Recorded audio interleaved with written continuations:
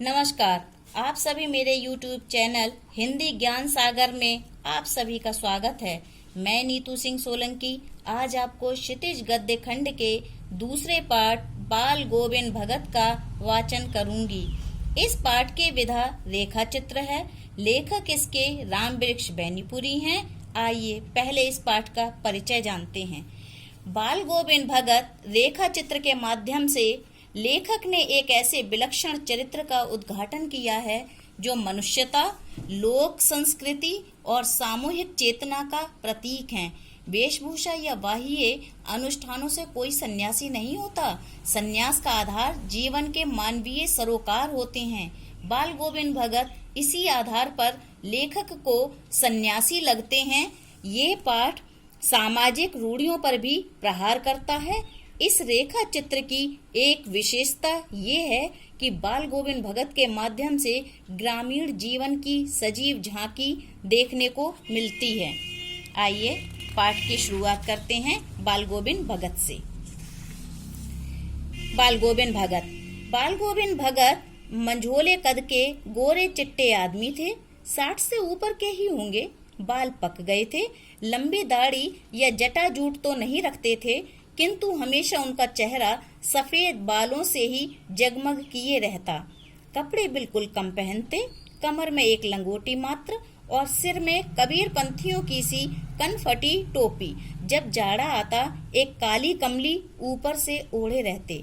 मस्तक पर हमेशा चमकता हुआ रामनंदी चंदन जो नाक के एक छोर से ही औरतों के टीके की तरह शुरू होता, गले में तुलसी की जड़ों की एक बेडौल माला बांधे रहते।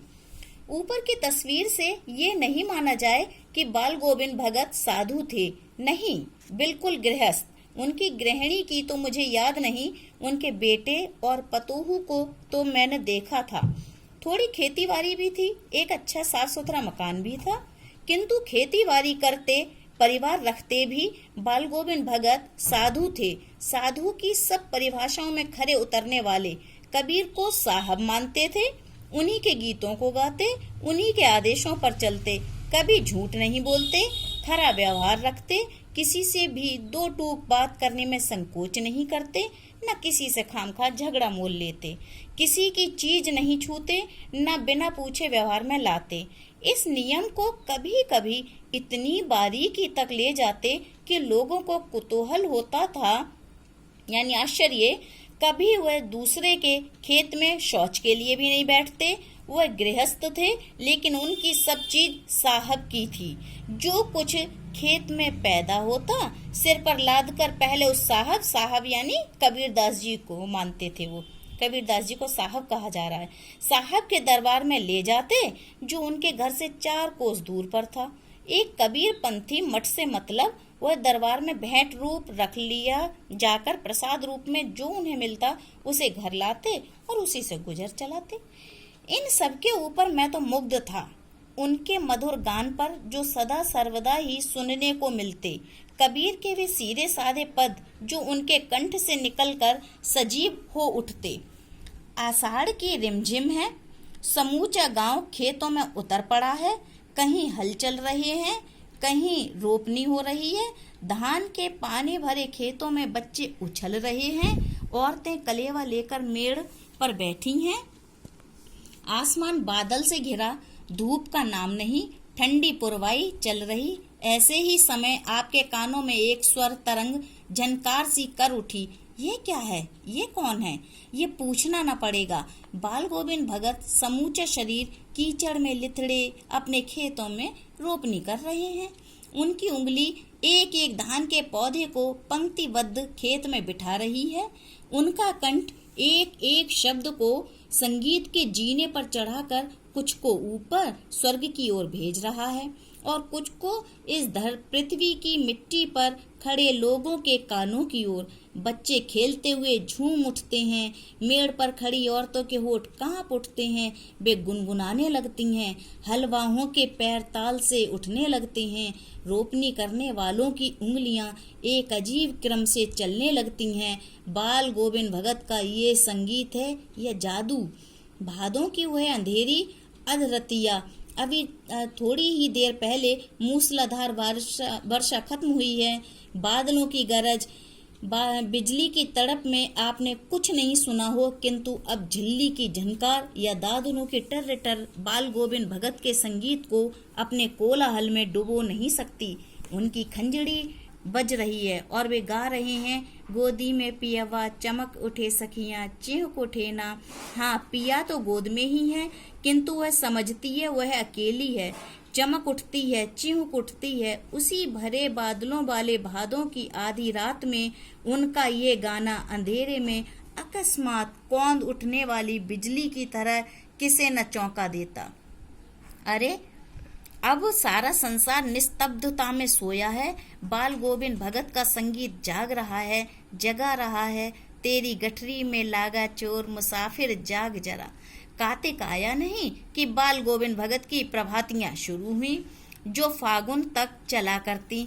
इन दिनों वह सवेरे ही उठते, न जाने किस वक्त जगकर वह नदी स्नान को जाते, गांव से 2 मील दूर। वहां से नहा धोकर लौटते और गांव के बाहर ही पोखरे के ऊंचे भिंडे पर अपनी खंजड़ी लेकर जा बैठते और अपने गाने टेरने लगते। मैं शुरू से ही देर तक सोने वाला हूँ, किंतु एक दिन माघ की उस दांत किटकिटाने वाली भोर में भी उनका संगीत मुझे पोखरे पर ले गया था। अभी आसमान के तारों के दीपक बुझे नहीं थे। हाँ, पूरब में लोही लग गई थी, जिसकी लालिमा को शुक्र तारा और बढ़ा रहा था। खेत, बगीचा, घर, सब पर कुहासा छा रहा था। सारा वातावरण अजीब रहस्य से आवृत मालूम पड़ता था। उस रहस्यमय वातावरण में एक कुश की चटाई पर पूरब मुंह काली कमली ओढ़े बाल गोविंद भगत अपनी खंजड़ी लिए बैठे थे। उनके मुंह से शब्दों का तांता लगा था। उनकी उंगलियां खंजड़ी पर लगातार चल रही थीं। गाते गाते इतने मस्त हो जाते, इतने सुरूर में आते, उत्तेजित हो उठते कि मालूम होता अब खड़े हो जाएंगे। कमली तो बार बार सिर से नीचे सरक जाती। कमली एक पतली काली सी लोई जो जाड़ों में उड़ी जाती है। मैं जाड़े से कपा रहा था, किंतु तारे की छांव में भी उनके मस्तक के श्रिम बिंदु जब तब चमक ही पड़ते। गर्मियों में उनकी संज्ञा कितनी उमस भरी शाम को न शीतल करती। अपने घर के आंगन में आसन जमा बैठते। गांव के उनके कुछ प्रेमी भी जुट जाते। खंजड़ियों और करतालों की भरमार हो जाती। एक पद बाल गोविंद भगत कह जाते, उनकी प्रेम मंडली उसे दोहराती तेहराती। धीरे धीरे स्वर ऊंचा होने लगता, एक निश्चित ताल, एक निश्चित गति से। उस ताल स्वर के चढ़ाव के साथ श्रोताओं के मन भी ऊपर उठने लगते। धीरे धीरे तन मन पर हावी हो जाता। होते होते एक क्षण ऐसा आता कि बीच में खंजड़ी लिए बाल गोविंद भगत नाच रहे हैं और उनके साथ ही सबके तन और मन नृत्यशील हो उठे हैं। सारा आंगन नृत्य और संगीत से ओतप्रोत है। बाल गोविंद भगत की संगीत साधना का चरम उत्कर्ष उस दिन देखा गया जिस दिन उनका बेटा मरा। इकलौता बेटा था वह, कुछ सुस्त और बोदा सा, किंतु इसी कारण बाल गोविंद भगत उसे और भी मानते। उनकी समझ में ऐसे आदमियों पर ही ज्यादा नजर रखनी चाहिए या प्यार करना चाहिए, क्योंकि ये निगरानी और मोहब्बत के ज्यादा हकदार होते हैं। बड़ी साध से उसकी शादी कराई थी। पतोहू बड़ी ही सुभग और सुशील मिली थी। घर की पूरी प्रबंधिका बनकर भगत को बहुत कुछ दुनियादारी से निवृत्त कर दिया था उसने। उनका बेटा बीमार है, इसकी खबर रखने की लोगों को कहाँ फुर्सत, किंतु मौत तो अपनी ओर सबका ध्यान खींच कर ही रखती है। हमने सुना बाल गोविंद भगत का बेटा मर गया। कुतूहलवश उनके घर गया, देखकर दंग रह गया। बेटे को आंगन में एक चटाई पर लिटाकर एक सफेद कपड़े से ढांक रखा है। वह कुछ फूल तो हमेशा ही रोपते रहते। उन फूलों में से कुछ तोड़कर उस पर बिखरा दिए हैं, फूल और तुलसी दल भी। सिरहाने एक चिराग जला रखा है और उसके सामने जमीन पर ही आसन जमाए गीत गाए चले जा रहे हैं। वही पुराना स्वर, वही पुरानी तल्लीनता। घर में पतोहू रो रही है, जिसे गांव की स्त्रियां चुप कराने की कोशिश कर रही हैं, किंतु बाल गोविंद भगत गाए जा रहे हैं। हाँ, गाते गाते कभी कभी पतोहू के नजदीक भी जाते और उसे रोने के बदले उत्सव मनाने को कहते। आत्मा परमात्मा के पास चली गई, विरहिणी अपने प्रेमी से जा मिली, भला इससे बढ़कर आनंद की कौन बात। मैं कभी कभी सोचता ये पागल तो नहीं हो गए, किंतु नहीं, वह जो कुछ कह रहे थे उसमें उनका विश्वास बोल रहा था, वह चरम विश्वास जो हमेशा ही मृत्यु पर विजयी होता आया है। बेटे की क्रिया कर्म में तूल नहीं किया, पतोहू से ही आग लगवाई उसकी, किंतु ज्यों ही श्राद्ध की अवधि पूरी हो गई, पतोहू के भाई को बुलाकर उसके साथ कर दिया, ये आदेश देते हुए कि इसकी दूसरी शादी कर देना। इधर पतोहू रो रो कर कहती, मैं चली जाऊंगी तो बुढ़ापे में कौन आपके लिए भोजन बनाएगा, बीमार पड़े तो कौन एक चुल्लू पानी भी देगा, मैं पैर पड़ती हूँ, मुझे अपने चरणों से अलग नहीं कीजिए।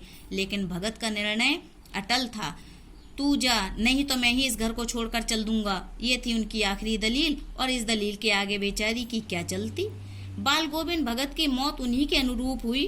वह हर वर्ष गंगा स्नान करने जाते। स्नान पर उतनी आस्था नहीं रखते जितना संत समागम और लोक दर्शन पर।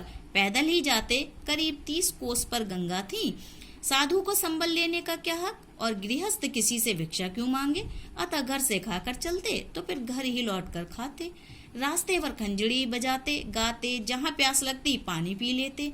4-5 दिन आने जाने में लगते, किंतु इस लंबे उपवास में भी वही मस्ती। अब बुढ़ापा आ गया था, किंतु टेक वही जवानी वाली।